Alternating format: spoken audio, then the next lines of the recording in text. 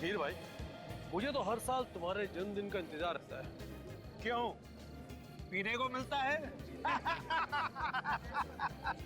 यार साल में एक बार तुम्हारे जन्मदिन पर पीता हूँ और उसी का तुम मुझे ताना दे रहे हो।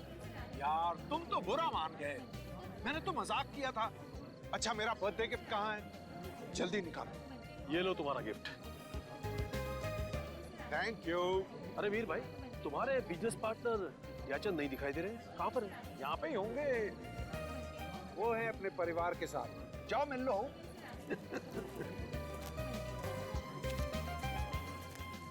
हेलो मिस्टर रंजीत, कैसे हैं आप? मैं बहुत अच्छा हूँ, आप कैसे हैं? मैं ठीक हूँ। एक्सक्यूज मी, मेरा फोन आया है। भाई जयचंद जी सब दिखाई दे रहे हैं, आपकी छोटी बहू नहीं दिखाई दे रही। वो भी अभी आती है हुई अंकल। अरे केक वेक कहाँ है? चलो भाई। आपने कुछ लिया? हाँ लिया ना ये। अच्छा।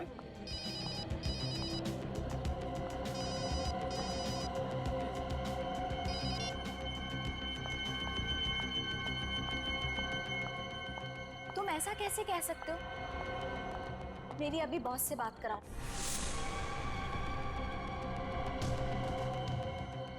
अरे ये सब गलत हो रहा है, बात कराओ मेरी बॉस से अभी।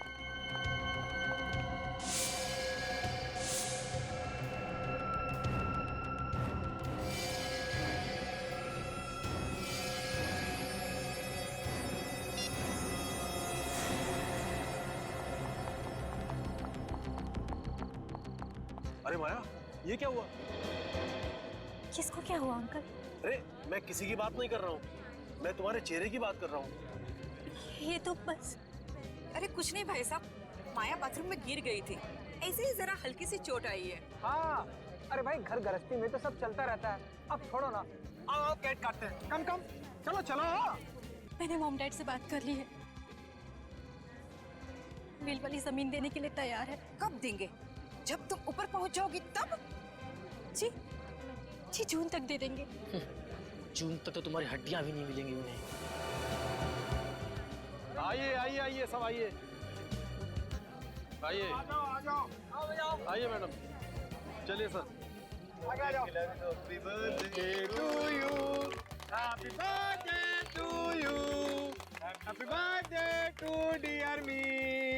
Happy birthday to you. May God bless you. May God bless you. Ranjit.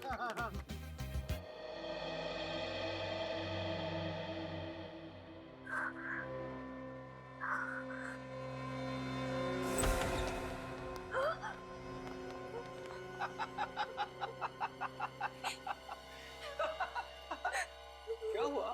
क्या हुआ माया बेटी? नींद नहीं आ रही क्या?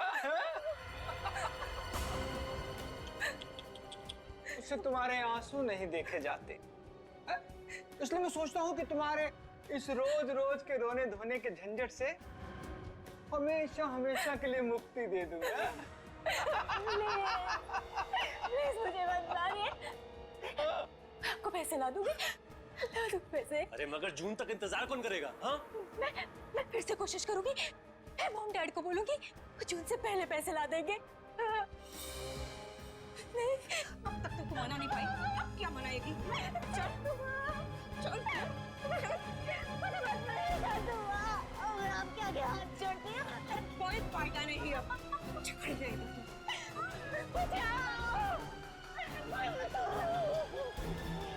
जाओ इसके हाथ पैर बांधो, चलो जाओ कुछ लाओ।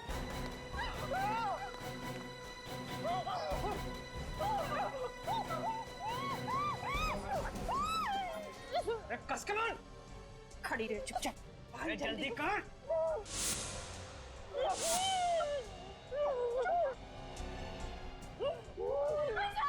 मनती डाल दो।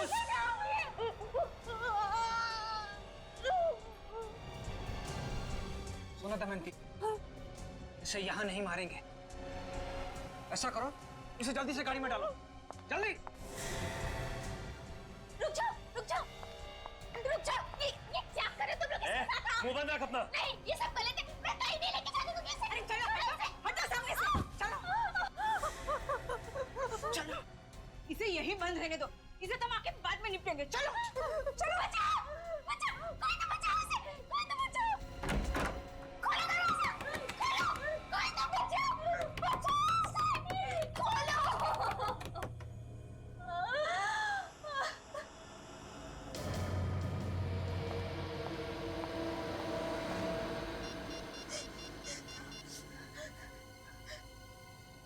हेलो, गोली मार देते हैं इसे। जंगली जानवर इसकी लाश को खा जाएंगे, हड्डियां तक नहीं मिलेंगी। अरे कर इसको। अरे जल्दी मारो ना पापा, अभी कामनी से भी निपटना है। मैंने तुझसे कहा था ना माया कि तेरे इस रोज रोज के रोने धोने के झंझट को मैं हमेशा हमेशा के लिए खत्म कर दूंगा।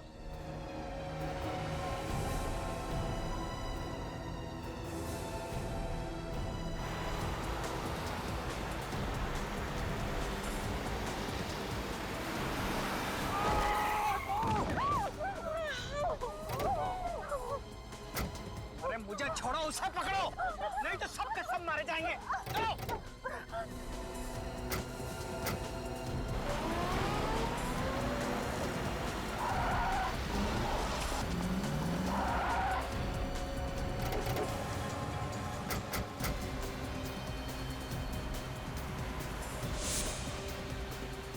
कहाँ जाएगी बचकर?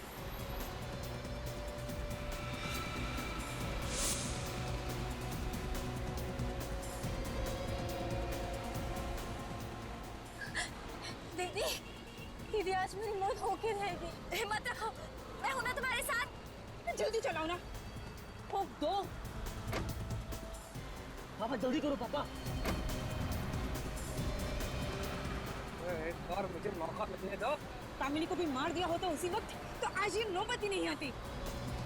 रोक दे दोनों को, लगेगा साला दोनों एक्सीडेंट है मारी गए।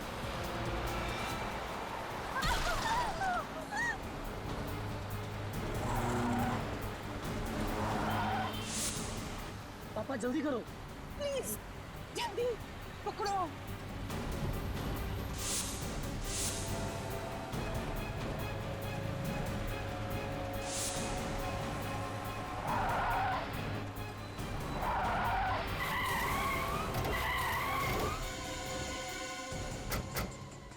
विवेक, पूर्वी, तुम लोग उस गाड़ी पे देखो, बहुत तमाशा हो गया। चलो देख लो बात। चलो चलो चलो, सामने चलो चलो।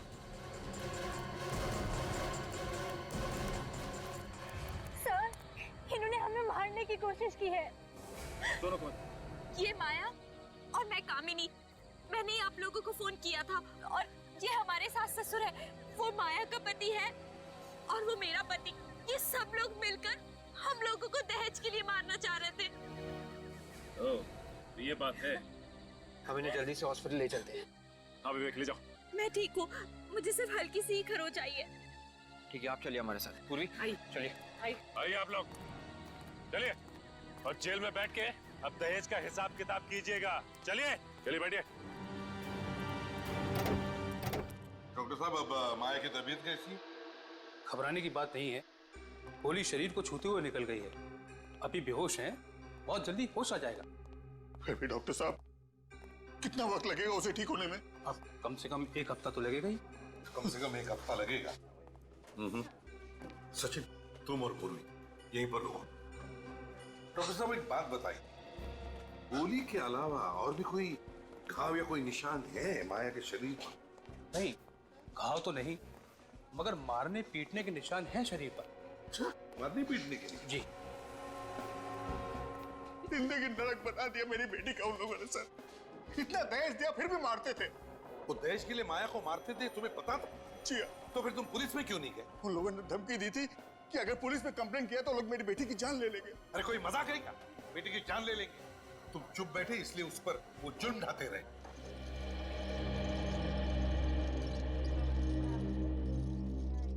Excuse me. ठीक है जाइए।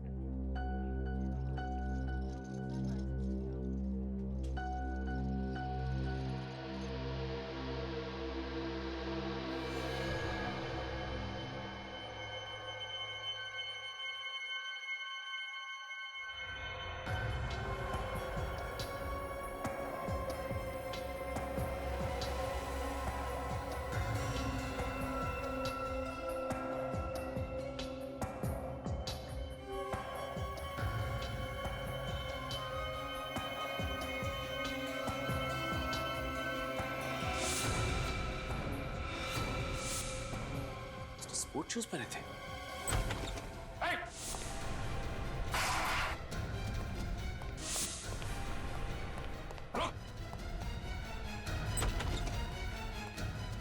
क्या हुआ पूरी? सर किसी ने माया पे हमला किया। माया पर हमला किया?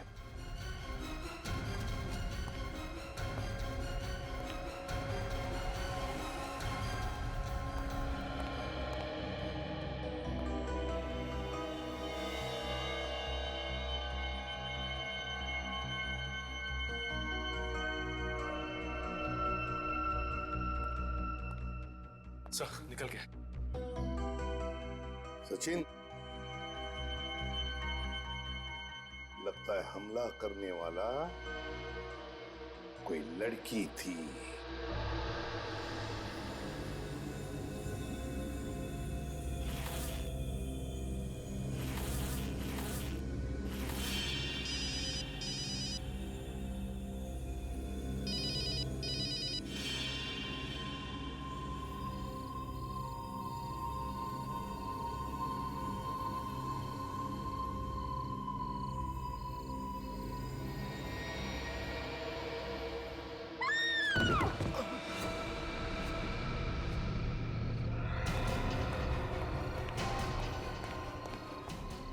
कोई है?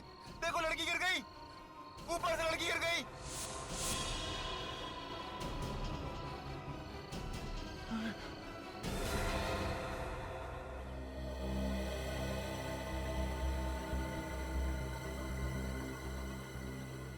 मुंह के बल गिरी है, सिर के पीछे किसी ने वार किया। पलटाओ इसे। माय गॉड, इसका चेहरा इतना खराब कैसे हो गया? पूरी तरह से टूटा है चेहरा, फ्रैक्चर हुआ। देखो जरा, और भी कोई चोट है क्या? अच्छी तरह से देखो।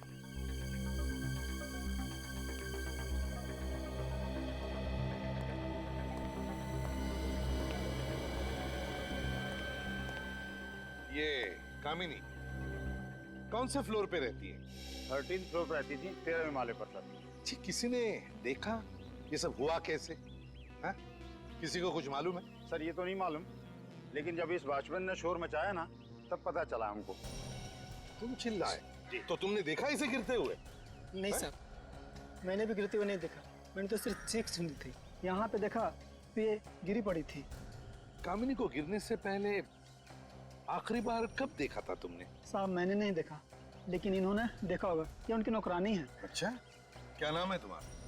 बिंदु साहब। अच्छा बिंदु, तुम रहती कहाँ हो? साहब मैं यहाँ पे नहीं रहती, मैं दूसरी जगह रहती हूँ। सुबह आई तो पता चला मुझे। क्या तुम्हें मालूम है कामिनी को कोई परेशानी थी उसके घर में? जी साहब, मैडम को सास ससुर बहुत तंग करते थे, इसीलिए मानसिक तनाव था उन्हें। अरे सास ससुर तो उसके सड़ रहे हैं जेल में, अब काहे का तनाव? अच्छा बिंदु, एक बात बताओ, कल रात को कितने बजे तक थी तुम कामिनी के पास? सब रात को खाना बनाने के बाद मैडम को मैंने दवाई दे दी और 11 बजे के आसपास में चली गई थी। और भी कोई आया था उससे मिलने के लिए? नहीं साहब, जब तक मैं घर पे थी तब तक तो कोई भी नहीं आया, और मैं जाने के बाद मैडम ने अंदर से कुंडी लगा ली थी। तो तुम में से किसी को भी मालूम नहीं हा? कि ये सब हुआ कैसे? कामिनी नीचे गिरी कैसे? बड़ी अजीब बात है सर। आप वास का टुकड़ा मिला है सर। वास का टुकड़ा? कहीं ऐसा तो नहीं कि किसी ने कामिनी के सिर पर पीछे से कोई वाज या किसी ऐसी चीज से मारा हो और फिर कामिनी ऊपर से गिरकर मर गई? सर अगर ऐसा होता तो पूरा का पूरा वास मिलना चाहिए था। हाँ ये बात तो है। एक काम करो फ्रेडी, 13वें माले पर कामिनी के घर में जाओ और अच्छी तरह से चेक करो। देखो देखो कोई वाज या ऐसी कोई चीज मिलती है क्या? है? Yes sir. कि घर अंदर से बनता है, इसका मतलब है कामिनी घर के अंदर अकेली ही थी। देखो जरा, देखो अच्छी तरह से।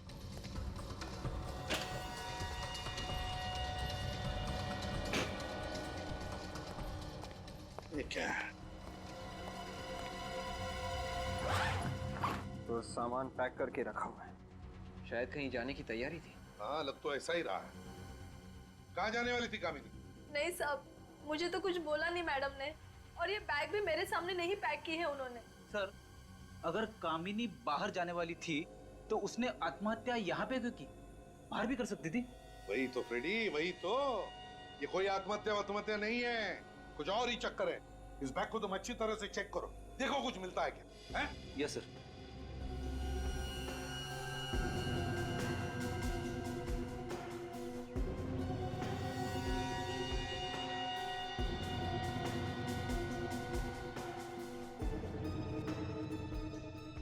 विवेक, सर, यहाँ से इस बालकनी से गिरना मुश्किल है। ये देखो, ये रेलिंग कितने ऊंचे हैं और मजबूत भी है। मतलब सर किसी ने कामिनी को धक्का ही दिया है। हाँ, लग तो ऐसा ही रहा है।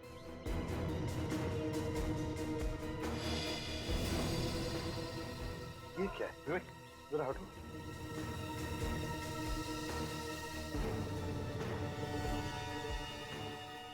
कपड़े का टुकड़ा बिल्कुल वैसा ही जैसे कामिनी ने कपड़े पहने हैं, लेकिन यहाँ इस तार में कैसे अटका और ये तार यहाँ पर क्यों? विवेक, एक काम करो सर, इस रेलिंग पे जितने भी उंगलियों के निशान हैं, सब के सब उठाओ। ये सर। हाँ।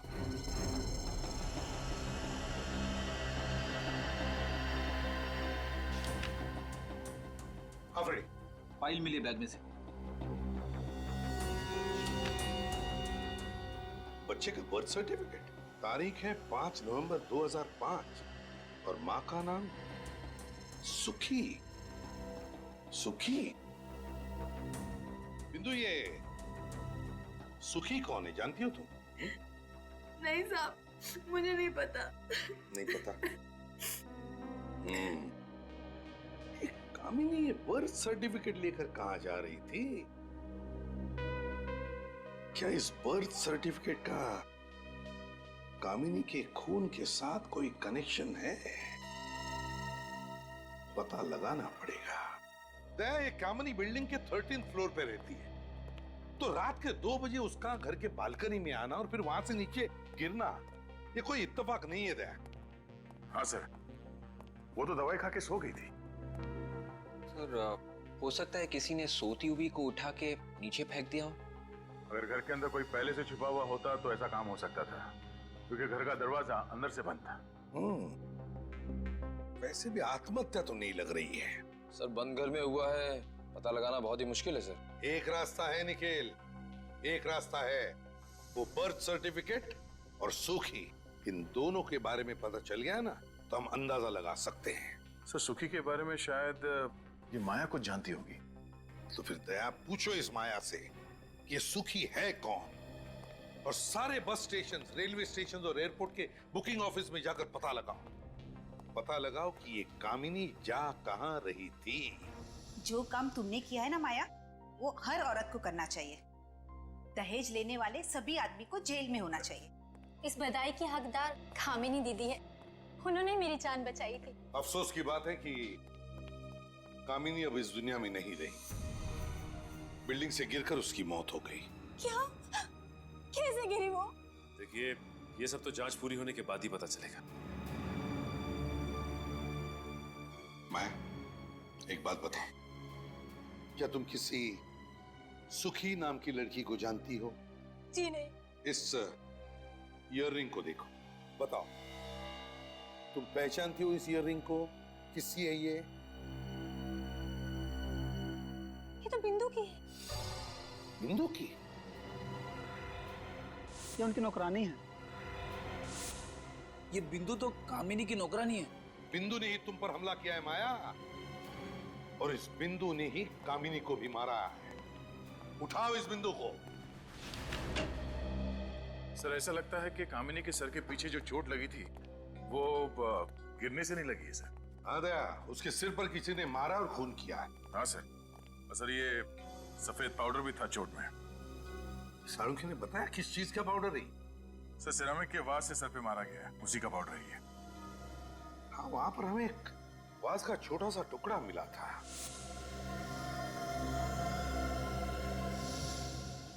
पूरा घर ढूंढने पर भी वो बचा हुआ वाज कहीं पर भी नहीं मिला। तो फिर गया कहाँ वो वाज? विवेक, तो वाज का टुकड़ा दिखा। Yes sir. सर, अगर इस वाज से उसके सिर पे मारा है तो फिर वही सवाल, मारने के बाद वो आदमी घर से बाहर गया कैसे? दया,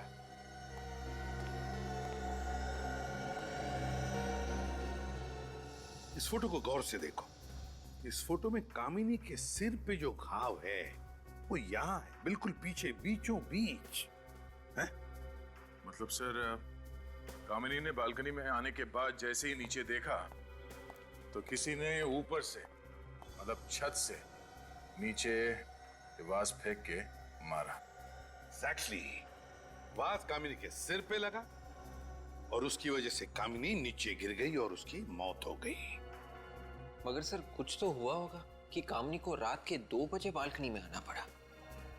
शायद किसी ने उसे फोन करके बुलाया होगा, इसीलिए बालकनी में आके नीचे देख रही थी। बस कामिनी के फोन रिकॉर्ड चेक करो, पता चल जाएगा। सर, बिंदु के बारे में पता चल गया। क्या पता चल?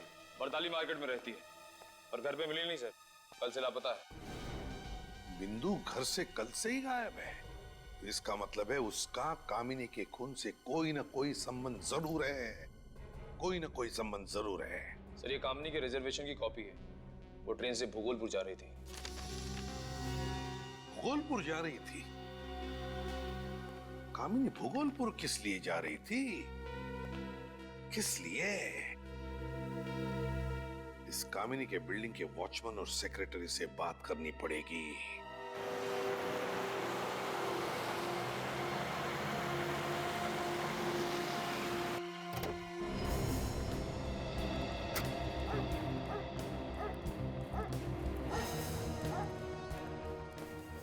छोटा सा गांव है, हो सकता है कामनी किसी रिश्तेदार से मिलने आने वाली थी।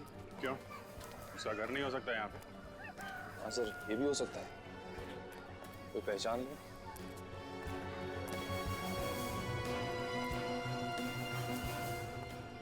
अरे सुनो भाई साहब, ये कामिनी का नाम सुना है क्या आपने? हाँ सुना है। अरे वाह, कहाँ कहाँ सुना है? महाभारत में। नहीं, मैंने सोचा कि आप यहाँ गांव की किसी कामिनी की बात कर रहे हैं। अब ये फोटो देखो, इसको पहचानते हैं? हाँ, ये तो कामिनी सुखी है। सुखी? कामिनी सुखी, सुखी कामिनी? इसकी शादी मुंबई में हुई है ना, जयचंद परिवार में?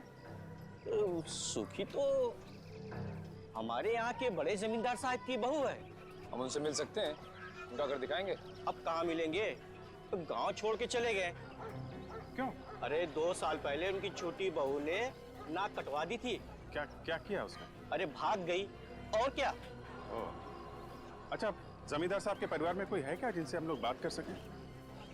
तो कोई नहीं, हवेली तो खाली पड़ी हुई है। हवेली खाली पड़ी है?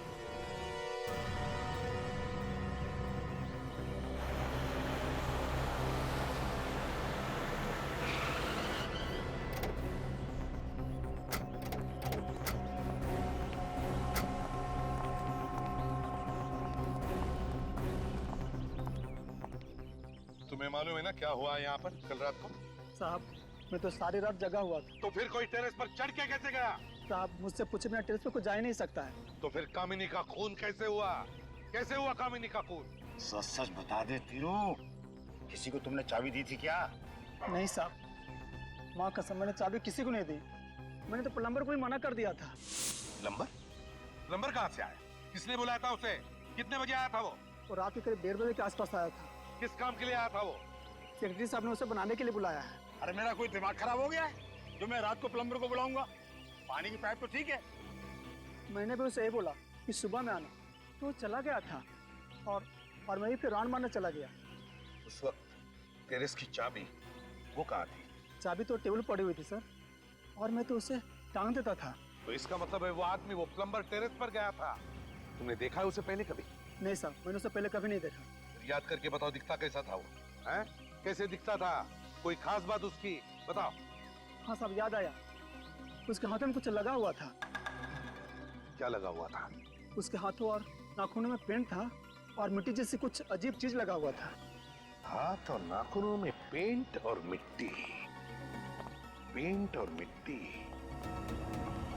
पेंट और मिट्टी, मिट्टी के बर्तन, मिट्टी के बर्तन। सर, हाँ, ये बिंदु भी वहीं पे रहती है जहां पे मिट्टी के बर्तन बनते हैं। ओह, बिंदु वहीं पर रहती है जहां पर मिट्टी के बर्तन बनते हैं। तो इसका मतलब है कि कामिनी का खून बिंदु और उस प्लम्बर ने ही किया है।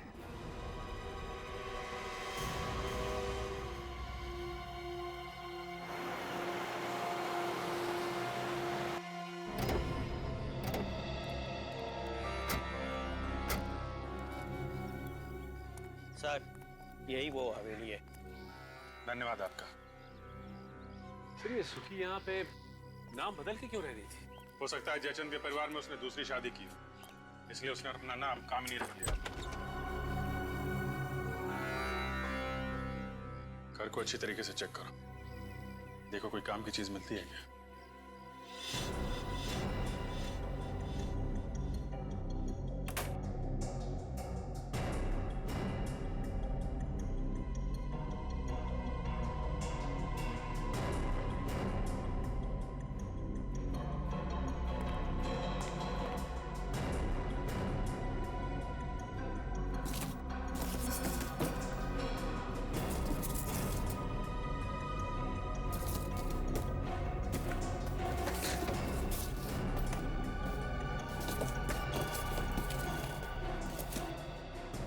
सर रद्दी रद्दी पड़े हैं सब। एक एक पेपर आराम से चेक करो, शायद कोई काम की चीज मिल जाए।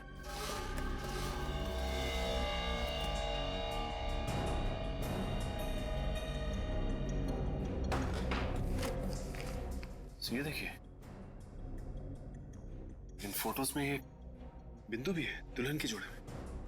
कामिनी की मेट शादी के जोड़ों में? ये क्या मामला है? सर कहीं ऐसा तो नहीं कि ये राजघराने की बहू है उसकी? हो सकता है, मगर यहाँ बिंदु कामिनी के अलावा ये तीसरी औरत भी है। कहीं यही छोटी बहू तो नहीं जो भाग गई थी?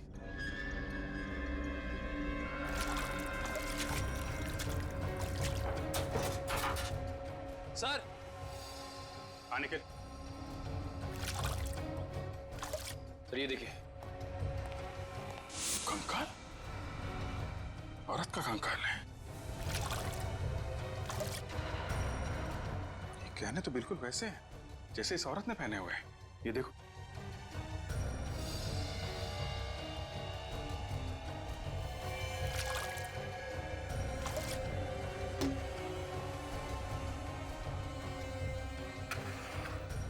लगता है ये तीसरी बहू का कंकाल है। सर मतलब ये भागी नहीं थी, जमींदार परिवार ने इसे मारा है।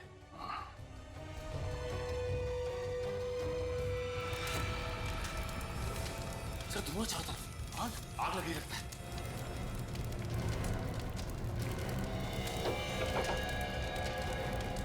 वो कंकाल बाहर निकालो जल्दी। अरे दरवाजा किसने बंद कर दिया?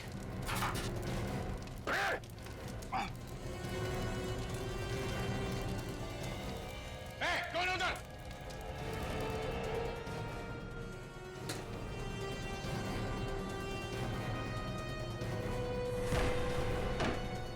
इधर भागा जल्दी।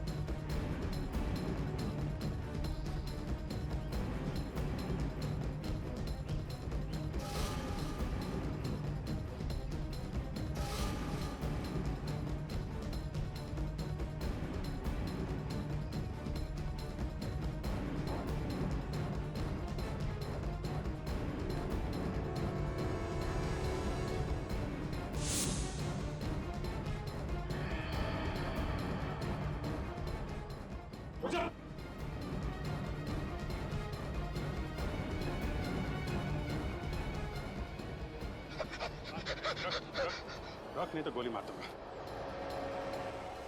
साहब मुझे माफ कर दो साहब। माफ कर दे? हैं? तू तो हमें ऊपर पहुंचाने वाला था। कौन है तू? साहब मेरा नाम झुमरू है साहब। लेकिन तुम मारना क्यों चाहता था? साहब मुझे जमींदार साहब ने हुक्म दिया था कि अगर कोई भी हवेली में घुसता है और कोई चीज ढूंढने की कोशिश करता है तो उसे जान से मार दो। अच्छा, कहाँ है तेरा ये बड़ा जमींदार? साहब पता नहीं वो कहाँ है साहब, लेकिन उन्होंने मुझे पैसे देके गए हैं और कहा है कि हवेली का और बच्चे का ख्याल रखना साहब। बच्चे का ध्यान रखना? कौन सा बच्चा? साहब गुड्डू, सुखी का बेटा साहब।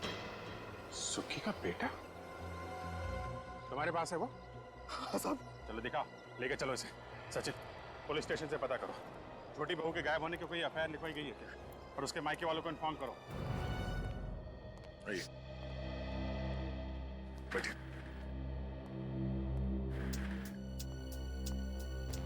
सर, इस लड़की की फोटो हमें भूगोलपुर की हवेली में मिली थी, ये उनके माता पिता है सर।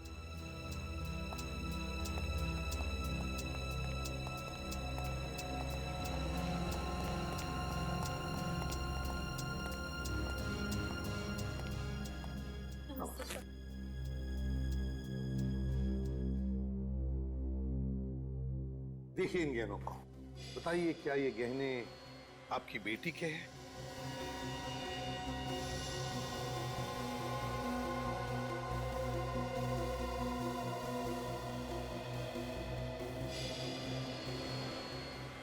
ये तो मेरी बेटी चारू के गहने हैं।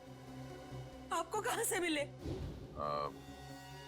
भूगोलपुर की हवेली में हमें एक कंकाल मिला था, ये कंकाल के गले में था।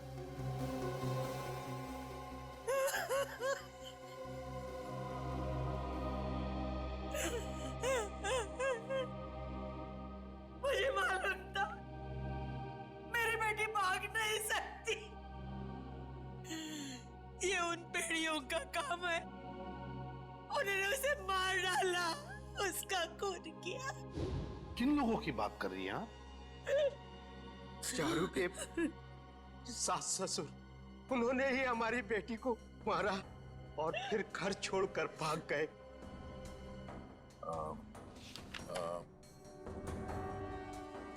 क्या इनमें है बोलो? हाँ हाँ साहब, यही है वो दहेज के लोभी जिन्होंने मेरी बेटी को मारा। पहले तो चारू की शादी अपने बेटे से करा ली और फिर दहेज की मांग करने लगे। तो क्या आपने दहेज दिया इन लोगों को? हाँ साहब, हमारे पास कोई रास्ता नहीं था। मुझसे बेटी का दुख देखा नहीं गया, इसीलिए हमने 2.5 करोड़ की संपत्ति इनके नाम कर दी और उन लोगों ने मेरी बेटी को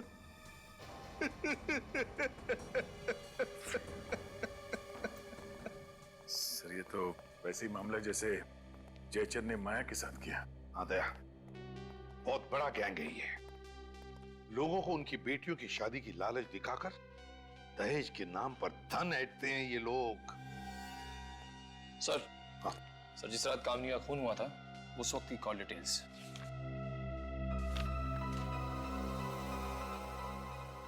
ये देखो दया, रात के 1:30 बजे कामिनी को किसी शौनक नाम के आदमी का फोन आया था। हाँ सर, और ये शौनक वहीं रहता है जहां बिंदु रहती है, बरताली मार्केट। ओह, हाँ, क्या मिल गया? एक्सीलेंट। अब पता चलेगा इन दहेज के लोभी भेड़ियों को।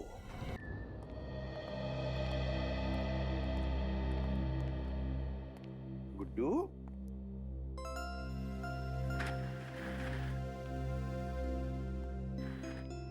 गुड्डू बेटा, डरो नहीं बेटा, तुम्हें यहां पर कोई कुछ नहीं करेगा।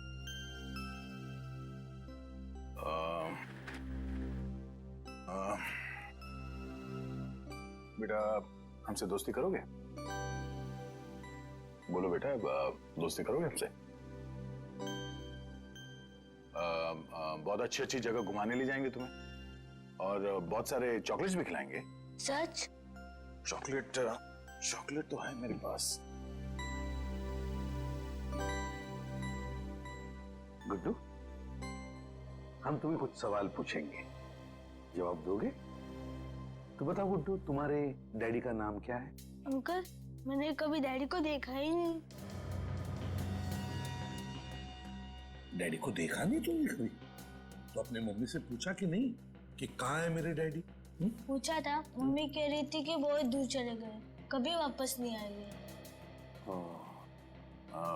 बेटा तुम झुमरू के साथ क्यों रहते हो?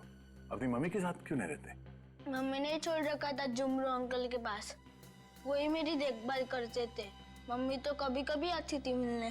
मम्मी आती थी कभी कभी मिलने? क्या वो अकेली आती थी या उनके साथ कोई और भी आता था? हर बार मम्मी के साथ अलग अलग अंकल आते थे। बहुत बुरे अंकल थे वो, मुझसे दूर रखते थे मम्मी को। चलो कोई बात नहीं। तुम्हें आइसक्रीम पसंद है? आइसक्रीम खाओगे? निखिल, गुड्डू को आइसक्रीम खिलाओ। खिला कर लेके आ। जा। आजा गुड्डू बेटा, मैं और चिची आइसक्रीम खा के आते हैं। ओके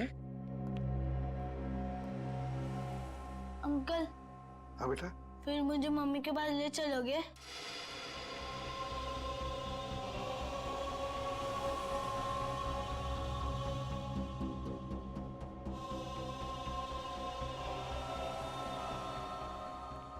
हाँ बेटा गुड्डू, जरूर तुम्हें तुम्हारे मम्मी के पास ले चलेंगे। पहले आइसक्रीम तो खाकर आओ। जाओ। चलो, अच्छी अच्छी आइसक्रीम खा के आते हैं।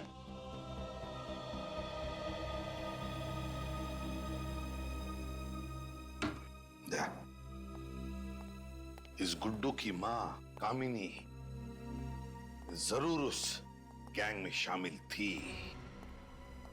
हो सकता है कामिनी इस गैंग में मिली भी हो, मगर ये काम कोई उसे जबरदस्ती करवा रहा था, तभी तो बेचारी मारी गई।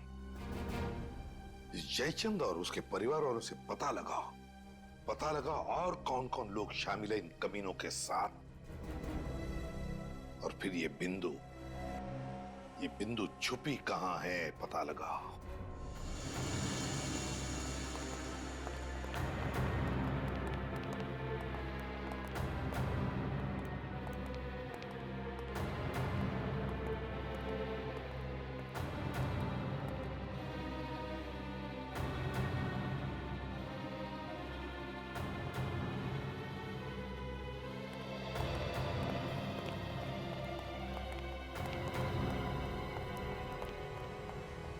क्या हुआ है? पता नहीं सर, मुंह से झाग निकलने लगा अचानक। तो कहीं जहर तो नहीं दिया किसी ने? आपने पूछताछ की? पूछा सर, पर कुछ पता नहीं चला। पता कैसे नहीं चला आपको? पूछताछ की। पूर्वी, इन लोगों के साथ हॉस्पिटल जाओ पूर्वी। यहाँ पर कौन जहर दे सकता है? अच्छा, कौन आया था इनसे मिलने? नहीं सर। लगता है किसी ने खाने में ही जहर मिलाया सर। सर, अगर खाने में जहर होता तो और लोगों को भी तो तकलीफ होती। कुछ भी बोले जा रहे हो, समझ कर ना समझ बनने की कोशिश कर रहे तो जानबूझकर जहर दिया गया उन लोगों को, समझते हैं आप? खाना कौन बनाता है यहाँ पर? बुलाओ उसे। खाना बनाने वाले को लेकर क्या? अरे खाना परोसा कहाँ जाता है? कहाँ परोसा जाता है? जल्दी बताइए। सर, वहां। ये सर। ये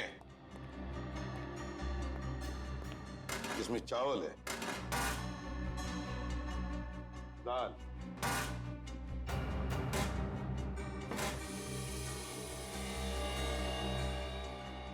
इसमें भी दाल। कैदियों को क्या दो दो पतीले दाल लगती है? नहीं सर, एक बड़े पतीले में तो काम हो जाता है इनका। तो फिर ये दूसरा छोटा पतीला किस लिए है? पता नहीं। है कोई दूसरा जवाब आपके पास इसके अलावा? सर, खाना इन्हीं दोनों ने बनाया था। यह है भीखू और यह है गरुण। देखो भीखू और गरुण, इस दाल में जहर है। किसने मिलाया जहर? मालूम नहीं साहब। मालूम नहीं? जहर किसने मिलाया है? बताओ जल्दी। मालूम नहीं साहब। ये छोटा पतीला बिल्कुल नया है और इसमें से थोड़ी सी दाल निकाली गई है। क्यों? सचिन, इस भिखू को ये दाल पिलाओ। पिलाओ दाल से। नहीं नहीं साहब, साहब माफ कर दो साहब मुझे। साहब मैंने नहीं किया साहब, मेरे से करवाया गया था साहब। करवाया? किसने करवाया? कौन है वो? साहब एक आदमी और एक औरत है साहब। कहाँ मिलेंगे वो हमें? साहब आज रात को चेतारा नाका पे आने वाले हैं साहब, पैसा देने के लिए। आज रात को छतीरा नाका पैसा देने के लिए?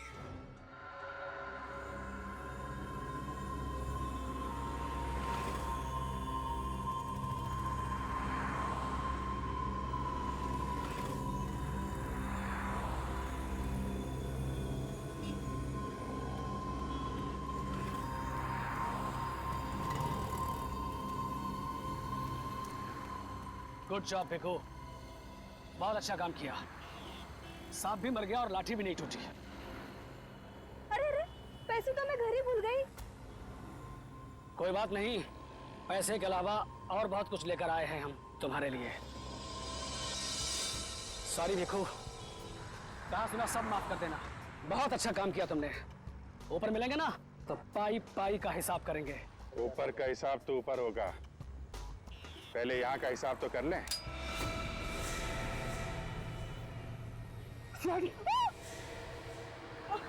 संभालो इसको।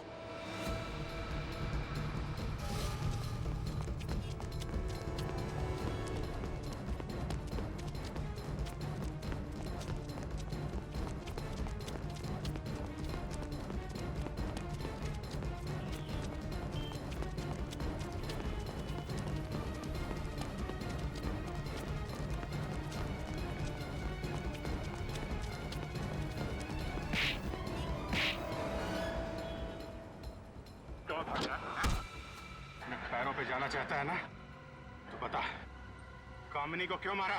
मुझसे किसी ने कहा था। किसने कहा था?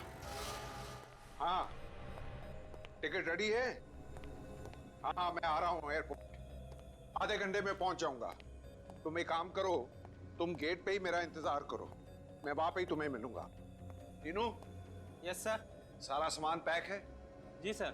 जल्दी से गाड़ी में रख दो। ठीक है और सर। मेरे लिए कोई पूछने आए तो कह देना तुम्हें पता नहीं कहाँ है। ठीक है सर। कुछ ऐसे लोग भी हैं जिन्हें कुछ बताने की जरूरत नहीं पड़ती।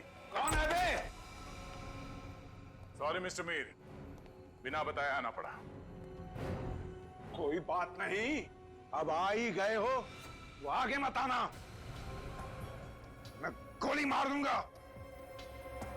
मैं मजाक नहीं कर रहा हूं, गोली मार दूंगा। सर रुक जाओ सर, वरना गोली मार देगा। गोली मारेगा तो मारने दो। शायद इसे मालूम नहीं है कि सीआईडी ऑफिसर जब बाहर निकलता है तो बुलेट प्रूफ जैकेट पहन के निकलता है, और अगर ये एक गोली मारेगा तो 2 गोली खाएगा भी। बोलो मिस्टर मीर, मरना है?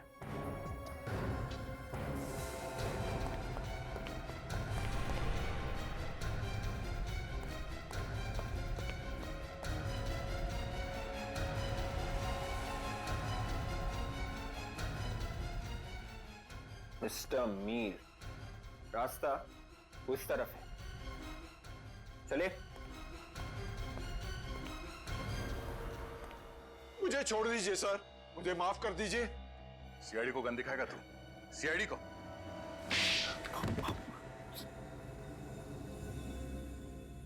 गलती हो गई सर। गलती से लड़कियों का खून कर दिया? 8 लड़कियां गलती से?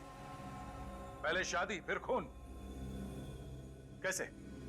बताते कैसे थे लोगों को तुम? सर हम जिस शहर में जाते थे हम दिखाते थे कि हम बहुत अमीर हैं, बहुत शान और शौकत है हमारे पास, और लोगों को लगता था कि कोई बड़ा खानदान आया है। जी, अमीर लोगों के साथ जान पहचान बढ़ाकर हम अपने बेटे की शादी का प्रस्ताव रखते थे। और ऊंचा खानदान देखकर लोग अपनी बेटियों की शादी करने के लिए राजी हो जाते थे। हाँ। और फिर शुरू हो जाता था तुम्हारा दहेज लेने का चक्कर।